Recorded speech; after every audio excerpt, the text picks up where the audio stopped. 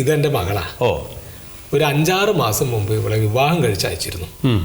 കയ്യിലുണ്ടായിരുന്ന 1-2 ലക്ഷം രൂപയും 40 പവനും കൊടുത്തൊക്കെയാണ് വിട്ടയച്ചത്. പിന്നെ കുറച്ച് സ്ഥലമൊക്കെ വിറ്റൊരു കണക്കിന് അങ്ങനെ അതൊക്കെ തീർത്തു.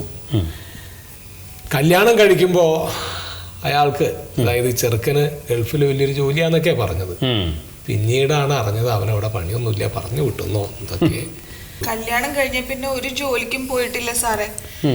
രാവിലെ ഇറങ്ങിപ്പോവും, കൂട്ടുകാരുടെ കൂടെ കള്ളു കുടിക്കും. പിന്നെ ഏതാണ്ട് ബിസിനസ് തുടങ്ങണോന്നൊക്കെ പറഞ്ഞ് എന്നോട് സ്വർണം ചോദിച്ചു. ഞാൻ പറഞ്ഞ അച്ഛനോട് ചോദിച്ചിട്ടേ തരുള്ളൂന്ന്. അതിന്റെ പേരിൽ ഒരുപാട് വഴക്കൊക്കെ ഉണ്ടാക്കി.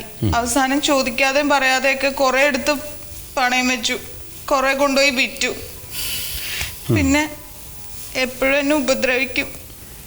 ഈ അടി ഇടി വഴക്കും ഇതൊന്നും പോരാൻ അയാളുടെ മാതാപിതാക്കളുടെ ശല്യം വേറെ.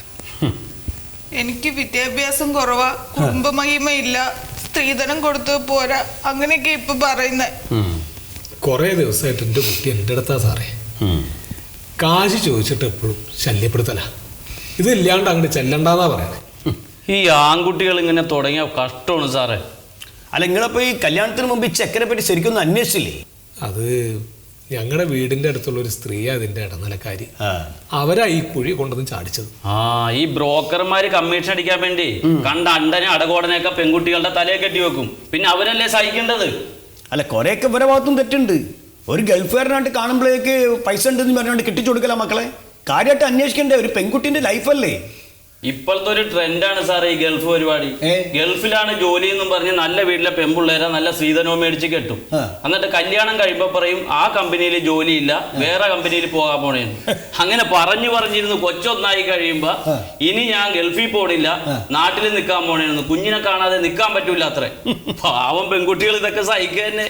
നിങ്ങൾ എന്തായാലും ചെക്കന്റെ മുൻകാല ഹിസ്റ്ററിയൊക്കെ ഒന്ന് അറിയേണ്ടിയിരുന്നു. നിങ്ങൾ അത് നിങ്ങൾ ചെയ്തില്ല. അത് നിങ്ങളെ ഭാഗത്ത് വന്ന വലിയൊരു തെറ്റാണ് സാറേ. എല്ലാവരും ലോൺ എടുത്ത് ഗമ കാണിച്ചിട്ടാണ് കല്യാണം കഴിക്കുന്നത്. കല്യാണം കഴിഞ്ഞ് 7ന്റെ അന്ന് ജപ്തി നോട്ടീസും വരും. അവിടെ വന്നായിരുന്നു. ഞാൻ പറഞ്ഞില്ലേ, പറഞ്ഞത് കറക്റ്റ് അല്ലേ? അല്ല, ഞാൻ സമ്മതിച്ചിരിക്കുന്നു പ്യാരിയെ. എനിക്ക് അങ്ങനെ ഇത്ര കറക്റ്റ് ആയിട്ട് പറയാൻ പറ്റുന്നത്? സാറേ, ഞാനും ലോൺ എടുത്ത് ഗമയുള്ള വീട് വെച്ചിട്ടാണ് കല്യാണം കഴിച്ചത്. കല്യാണം കഴിഞ്ഞ് പെണ്ണിന്റെ സ്വർണം പണയം വെച്ച് ആ ലോൺ അങ്ങാട് തീർത്ത്. അങ്ങനെ ഇരിക്കുമ്പോ BSc വഴി എനിക്ക് പോലീസിൽ കിട്ടണ. ഇല്ല, ഞാനും തട്ടിപ്പോരെ. അല്ല, മോള് ഏതുവരെ പഠിച്ച്? ഡിഗ്രി കഴിഞ്ഞു. ഡിഗ്രി വരെ പഠിച്ചിട്ടുള്ളൂ? ഒരു മാസം മോളായിട്ട് അതിന് മേലേക്കൊന്നും പഠിക്കാൻ തോന്നിയില്ലേ? നന്നായിട്ട് പഠിച്ച് സ്വന്തം കാലിൽ നിൽക്കാൻ ഒരു ജോലിയൊക്കെ കിട്ടിയിട്ട് വേണ്ടേ കല്യാണം കഴിക്കാൻ? അല്ലാണ്ട് ഒരു ഗൾഫുകാരനെ കാണുമ്പോഴേക്കാണ്ട് കല്യാണത്തിന് ഒരുങ്ങല. നിങ്ങളെന്ത് മാഷാണ്? പറ്റിപ്പോയി സാർ. ഇതന്നെയാണ് എല്ലാവർക്കും പറ്റിപ്പോവല. അപ്പോ സാറേ, ഞങ്ങളെ എങ്ങനെയെങ്കിലും ഒന്ന് സഹായിക്കണം.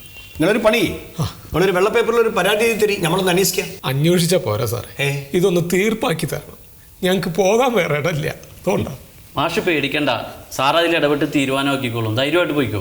പോലീസിൽ പരാതിപ്പെട്ട ഡിവോഴ്സ് ചെയ്യൂന്നാ പറഞ്ഞേക്കണേ. ആരോനോ? അത് ഓന് ഈ നിയമത്തിനെ പറ്റി ഒരു ചുക്കും ചുണ്ണാമ്പ് അറിയണ്ട. ഈ സ്ത്രീധനം വാങ്ങി കല്യാണം കഴിച്ച് പുട്ടടിച്ച് നടക്കാനാണോ അവന്റെ വിചാരം? ശരിയായി കൊടുക്കാൻ ഞാൻ ഇടിച്ച് പരിപ്പെടുക്കോ അവന്റെ. മാഷേ, ഈ സ്ത്രീകളുടെ സംരക്ഷണത്തിനായിട്ട് ഗവൺമെന്റ് എന്തൊക്കെ നിയമങ്ങൾ ഉണ്ടാക്കി വെച്ചെന്ന് അറിയും നിങ്ങൾക്ക്? അതിൽ ഏറ്റവും പ്രധാനപ്പെട്ടത് 2006 ഗാർഹിക പീഡന നിരോധന നിയമം. പെൺകുട്ടികളുടെ തുരുപ്പ് ചീട്ടാണത്. പണ്ട് ഈ സ്ത്രീധനത്തിന്റെ പേരിൽ കുഴപ്പങ്ങൾ കൂടിയപ്പം 1961 ഒരു നിയമം വന്നു, സ്ത്രീധന നിരോധന നിയമം. അതായത് ഡൗറി പ്രോഹിബിഷൻ ആക്ട് 1961. ഇപ്രകാരം സ്ത്രീധനം വാങ്ങുന്നവനും കൊടുക്കുന്നവനും ചോദിക്കുന്നവനും ഔത്താവും. ഇതൊന്നും പോരാഞ്ഞിട്ട് 1983 anti dowry law IPC 498A, ആ നിയമപ്രകാരം ഈ പെരയിലേക്ക് കയറി വരുന്ന പെൺകുട്ടിക്ക് ശാരീരികമായിട്ടോ മാനസികമായിട്ടോ എന്തെങ്കിലും പീഡനങ്ങൾ സംഭവിച്ചാൽ കെട്ടിയോനും ബന്ധുക്കളും ഔത്താവും. ജാമ്യം പോലും കിട്ടാത്ത കേസാണ്. പണ്ടൊക്കെ ആയിരുന്നെങ്കിലേ പരാതി കിട്ടിയ ഉടനെ ഓനെ സ്പോട്ട് പോയി പൊക്കിയിട്ട് ഇവിടെ കൊണ്ടത് അവന്റെ കൂമ്പ് ചെയ്യാൻ പാട്ടിന്. ഇപ്പൊ അത് പറ്റൂല. അതെന്താ സാറേ? ചെക്കൻ വീട്ടുകാർക്കിട്ട് പണി കൊടുക്കാൻ വേണ്ടിയിട്ടേ പെൺകുട്ടികൾ ഈ നിയമം ദുരുപയോഗം ചെയ്ത്. അപ്പൊ കോടതി ഒരു ഉത്തരവിട്ട് അന്വേഷണ റിപ്പോർട്ട് സമർപ്പിച്ച് മജിസ്ട്രേറ്റിന്റെ അനുമതി വേണമെന്ന്. സാർ അന്വേഷിച്ചു നോക്കിക്കോ, ഞാൻ പറഞ്ഞൊക്കെ സത്യമാണ്. നമ്മള് പ്രശ്നിക്കാണ്ടിരിക്കും, കരയണ്ട, ഇത് നമ്മൾ നോക്കിക്കോളും. പക്ഷേ നിങ്ങൾ ധൈര്യമായിട്ട് പോയിക്കോളി. നമുക്ക് 3 പെൺകുട്ടികളാ, ഇതിന്റെ തന്നെ നമുക്ക് മനസ്സിലാവും കേട്ടോ. കാര്യം ഒരിടത്ത് ഒരു പെറ്റീഷൻ എഴുതി മേടിച്ചു. ശരി സാർ. വലിയ ഉപകാരം.